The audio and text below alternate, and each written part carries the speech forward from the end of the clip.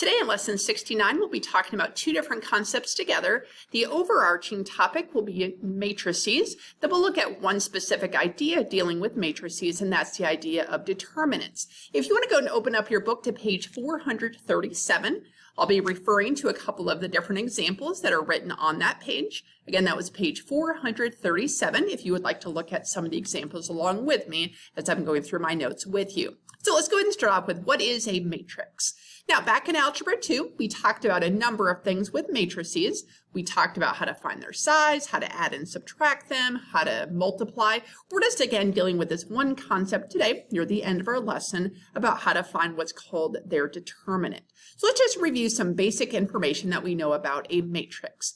A matrix is just simply a rectangular arrangement of numbers or symbols, and those symbols could stand for numbers. So things like variables, and we'll see some of those in our equations that show up at the end of our lesson today. So if you look on page 437, in the middle of that page, you can see a number of different examples of matrices that you have in the textbook. Now, elements. What is an element in relation to the matrix? This is something that we talked about back in Algebra 1. We won't really hit this concept too much as we're looking here in this idea today. The elements are simply the individual entries or the individual numbers that you have in your matrix. For example, in matrix A that you see in your textbook, there's a total of 6 different elements. Across the top are the numbers 4, 7, and 5. On the bottom are the numbers 2, 3, and 5. There are 6 total numbers, therefore there are 6 total elements that you have in our question. Now, with those elements, they're always arranged in what's called rows and columns. The rows are what go across in your question. So back in matrix A, I have 2 rows that are going across. Then I have columns which go up and down, just like a column on a building goes from like the roof down to the ground. So it goes up and down when we're talking about columns. Looking at matrix A, that one has 3 different columns. There's 3 different sets of numbers that are going up and down. Just looking at example B as well, or matrix B. You have 2 rows. The first row involves the numbers 4 and 8. The second row involves the numbers 5 and 3. There are as well 2 columns that you have in matrix B. The first column is the numbers 4 and 5. The second column is the numbers 8 and 3. So rows always come across and columns always come up and down when talking about a matrix. Now, notice on every single matrix that your textbook gives you, some of these are written in brackets, but you don't have to write them in brackets. The ones that we're going to see in our lesson today, they will be inside some sort of symbol, but do notice like A and B that I've gone over with you already aren't inside matrices or aren't inside brackets, but there's some of the other ones that you see from example C through J are inside of those brackets. Now, with regard to our matrix, the size. Now, again, the size, that's going to hit a little bit on what we're talking about today. The size always has the rows first, and then it always has the columns second. So kind of if you think about maybe a little memory help, you have RC. So if you've ever heard of the COLA, it's been a while since it's been out, it's called RC COLA. So R for rows, and then columns has to be second. So looking back at example A on page 437. Remember, we said that there was 2 rows and there were 3 columns. So I would call that a 2 by 3 matrix. The symbol for by is just that little x that you would put in the middle. So 2x3. That doesn't mean 2 times 3. It's just read as a by in the question. So looking at matrix C on the same page, we have 2 rows. There's 2 lists of numbers coming across, and there's 4 columns. So that would be called a 2 by 4 matrix. Now, the kind of matrices that we're going to be hitting off in a little bit is something that is called, don't worry about that, is something that is called a square matrix. Now, what does that mean that something's a square? Well, let's just think about that in terms of a shape, just the normal shape of a square. How do you know that a given shape is a square? It has all 4 sides being the same length. Well, what would be the same about a matrix in order to be called a square matrix? It's got to have the same number of rows as the same number of columns. The number of items coming across has to be the same as the number of items coming up and down in the question. So something like a 2 by 2 matrix, and that would be an example like letter B on our page 437, or even something with a 3 by 3 matrix in your question, and that's something like letter E on page 437. Now, with these square matrices, these are the ones that we're really going to focus on as we're continuing through the rest of our lesson for lesson 69. What we're going to do with these square matrices, something that has the same number of rows and the same number of columns, is we're going to find something that is called the determinant. The determinant is going to be a number, and that number is only associated with that individual square matrix. Again, a determinant is only on square matrices. If you don't have the same number of rows and the same number of columns, then you can't do this process that I'm going to show you today. We're actually going to be only focusing on the 2 by 2 matrix. The 3 by 3s can be a little bit more challenging. So we're just going to take a look at how do I correctly find this determinant? How do I find a number for a 2 by 2 matrix that's only associated with that particular 2 by 2 matrix? Earlier in the lesson, I had mentioned that matrices were enclosed inside of our brackets, and you can see that on page 437. As it comes to our determinant, how do I correctly enclose that? How do I know that the question actually wants me to do a determinant? They're inside vertical lines. So it kind of looks like your absolute value symbol, and you can see some examples of that if you turn the page to 438. On the top of page 438, letters A and B are the same matrix. One of them is inside of the brackets, one of them is not inside the brackets, and that's okay. Letter C, however, takes the same entries, it takes the same elements, and it puts them inside of those vertical lines. So what does that mean that I need to do with that matrix now? I need to find, or I need to locate, what is this determinant. Let me go ahead and give you the formula that we're going to be following to help me find the determinant of any 2 by 2 matrix. So I'm just going to generically use these 4 variables, A, B, C, and D. In order to find a determinant, it's as simple as cross multiplication. So here's your formula. Notice I took the A and multiplied it by D. Those are the 2 pieces that were diagonally across from each other. And I also multiplied the C and the B together. Now, one thing that we do need to be super careful of as we're talking about this idea of a determinant. When I go to multiply the A and the the A and the D together, the ones across from each other, that is the exact answer that I'm going to write down as we're doing the work. However, when I go to multiply the C and the B together as I head up in the question, notice the formula says minus CB. So what we can kind of use for a help here, as I'm coming down in the question, my A times D, I write down exactly what I get from that multiplication problem. As I'm going up for my determinant, the C times B, I'm going to have to write the opposite of what I got from my multiplication, and I'll show you that as we're working through our examples together.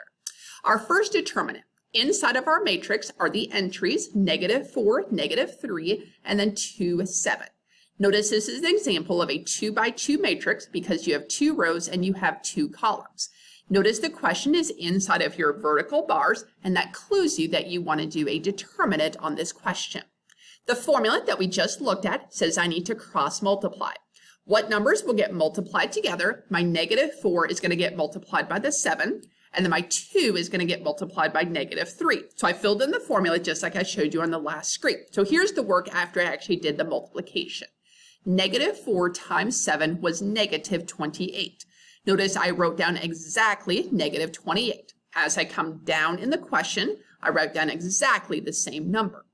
As I was going up in the question, it says 2 times -3, which is a product of -6. So I'm going to write the opposite. Notice I wrote +6 in the question. And that makes sense because the formula says minus that second multiplication. So 2 times -3 was -6. Subtracting -6 turns into a +6. So again, as you're coming down, the same product that you just got. As you're going up in your question, write down the opposite of the product that you just got from the multiplication. Finish up with your arithmetic. -28 plus 6 gives us a final answer for the determinant of -22. So all that we're doing in this lesson is we just have to locate the determinant. The determinant is used to help us find different pieces of information depending on different kinds of questions. We're not focused on that at all. All that we're trying to do is to actually find the determinant in our question. Let's do another example where we have just numbers, and then we'll look at 2 questions where we have variables inside of our matrix. maths. On this question, inside of our matrix, on the top row is -7, 5. On the bottom row is 3, -4. So again, in order to correctly find the determinant, I need to cross multiply. Going down, I'm going to take -7 times -4, which gave me positive 28. I wrote down that exact question. Going up in the problem is 3 times 5. Well, 3 times 5 is 15, so positive 15. So in my work, I wrote minus 15, again, the opposite of what I got going up. 28 minus 15 gives us our final answer for the determinant of 13. Let's finish up with 2 examples today about how do we do a determinant where there's some variables that you have in the question. So our job on these last 2 questions is we're going to have to find the x that is inside of our determinant. What number would make this determinant still equal to 18? Well, same process that we've done so far. In order to do a determinant, we're going to cross multiply. Now on this kind of question, I'm going to write out the exact steps that I'm doing so you can see exactly what I'm doing, and I hope that will make sense. So the first multiplication, I need to take the x plus 4 and multiply it by the 4. So I have 4 times x plus 4. I just wrote the constant first, then the addition part, then minus 2 times 3. So 2 and 3 were both positive. So I wrote that down as a minus sign for the opposite in our question. And it tells me that the determinant is equal to 18. Well, at this point, I'm just solving a basic algebra problem. So I distributed first on the left side. Now I have 4x plus 16 minus 6 is equal to 18. Collect my like terms, so 4x plus 10 is equal to 18. My next step, I would subtract my 10, so 4x is equal to 8, and now divide by 4, so x is equal to 2. How do I know that I've done the question correctly? I can plug that number 2 in for the x of the question. If I put 2 back into the determinant, the top left-hand corner would say 2 plus 4 or 6. Well, does this answer give me an 18 if I do the cross multiplication? So 6 times 4 would be 24. 2 times 3 is 6, but I would be subtracting the 6 because I went up. So 24 minus 6 does give me 18, so I know I have the correct answer for x on our problem. Let's do one more where we have the x that is inside of our matrix to help us find the determinant. On the top row, we have x plus 4 and 5. On the bottom row, 3 and x plus 2. And it says this determinant is equal to -5. Now, I mentioned earlier the determinant sign kind of looks like the absolute value. An absolute value can equal negative numbers, but that's not the case when it comes to a determinant. Determinants can equal negative numbers. So don't be confused. Oh, I see absolute value signs and that can't be negative, so there's no answer. Not the same kind of symbol. It looks like the same symbol, but we're not treating it quite the same way. To find our determinant, we're cross multiplying. I'm going to take the x plus 4 multiplied by the x plus 2. I'm doing the 3 times 5, so that would have been positive. So I have minus in front of that question. And the determinant says it's equal to -5. Again, most of the work is on the left side. I'm going to go and FOIL out those 2 parentheses, and that gave me x squared plus 6x plus 8. Then I have minus 15 from our multiplication, and that is equal to -5. Now on this example, unlike the last example that we just walked through, there's an x squared. Anytime that you have an x squared as well as the x still in your equation, you have to set the equation equal to 0. So I'm going to add that 5 to the left side of our question, and I'm also going to collect the like terms. So I have x squared plus 6x, and when I put those like terms together, the 8 minus 15 was -7. Then I added 5 over, and that gave me a -2. Our question is now equal to 0, and we can continue to solve for there. Again, any time that you have the x squared and the x, your equation has to be set equal to 0 before you can continue in the problem. There's 2 different ways that you could solve at this point of the question, and you have to decide which way is going to be the fastest or the most efficient. The best way, if you can, would be to factor to break this into 2 different parentheses. To break it up into 2 different parentheses, there would have to be something that would multiply to get a 2 that would add together to get a 6. We're factoring from back in Algebra 1. It's what did I multiply for the last number, and I added together to give me the number in the middle. Well, what multiplies together to get a 2? That's just 1 times 2. Well, I'm not going to be able to get a sum of 6 in the middle of the question, so that's not going to work on this problem. So what's the other method that I might have to use on this kind of question to help me solve for x? It's our quadratic formula. Remember the quadratic formula? That was our little song, negative b, negative b. So I'll stop singing here so I don't have to torture you with that. So we're going to go ahead and use the quadratic formula to help us solve for the x. So in our quadratic formula, in our question, the value of a would have been 1, the value of b was the 6, and the value of c was negative 2. They just go straight across the question. So at negative b, I filled in negative 6, plus or minus, inside the square root says b squared minus 4ac. So I filled in b, which was 6, minus 4 times a, which was 1, times our c, negative 2, and that's all over 2a, so 2 times 1. Working inside of that square root, I now have negative 6 plus or minus the square root of 36 plus 8. Remember we talked about these questions before. I personally like to include that minus in my multiplication. So negative 4 times 1 was negative 4. Negative 4 times negative 2 was a positive 8, and that's what I now have inside of my square root. Add those numbers together, negative 6 plus or minus the square root of 44, and that is all over 2. I don't know the square root of 44, so I would factor tree and see what I can pull out to the front. Once I did that, my question now says negative 6 plus or minus 2 square root 11 all over 2. Don't forget, anytime that you do have this kind of answer that's a fraction, we always have to try to reduce. Our numbers 6, 2, and 2 all divide by 2, so I would want to go ahead and do that. And our final answer for x is negative 3 plus or minus square root 11. It's perfectly fine that the 11 didn't divide by 2, because that's inside the square root. It's its own kind of number. Now, yes, I could check on this question like I showed you the last one by putting the numbers back inside the matrix and doing my cross multiplication. It would just be a little bit more challenging because I'm putting back something that has a square root.